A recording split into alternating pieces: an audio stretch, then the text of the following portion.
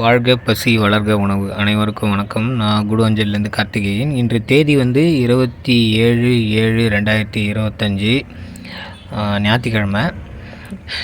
இப்போது ஒரு டைலாக் இருக்குது, ஒரு ஃபேமஸ் டைலாக் இருக்குது. அதை சொல்லிவிட்டு நான் இது பண்ணுறேன்.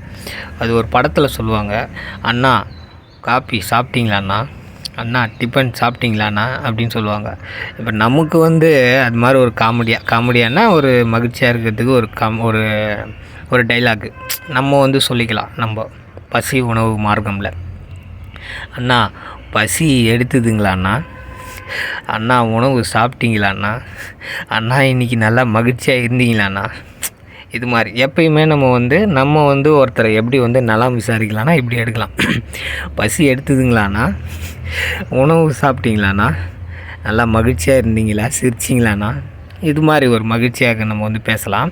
இன்றைய தலைப்பு வந்து என்னென்னு பார்த்திங்கன்னா, பசியின் வலிமை.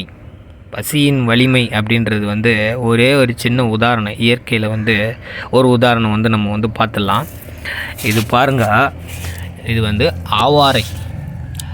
ஆவாரம் செடி வந்து மாடி வீட்டு தோட்டத்தில் தான் நான் வந்து வளர்த்தேன். அதை வந்து ஒரு வாரம் 10 நாளுக்கு முன்னாடி வந்து வெட்டி கழிச்சிட்டாங்க எல்லாத்தையும். சரி, அது வந்து வெட்டி கழிச்சிட்டா அது வளராது அப்படின்னு நம்ம வந்து பார்த்தா பாருங்கள், பசியோட வலிமை எப்படி இருக்குதுன்னு பாருங்கள். வெட்டின பிறகு தான் நல்லா செமையாக வளர்ந்துருக்குது.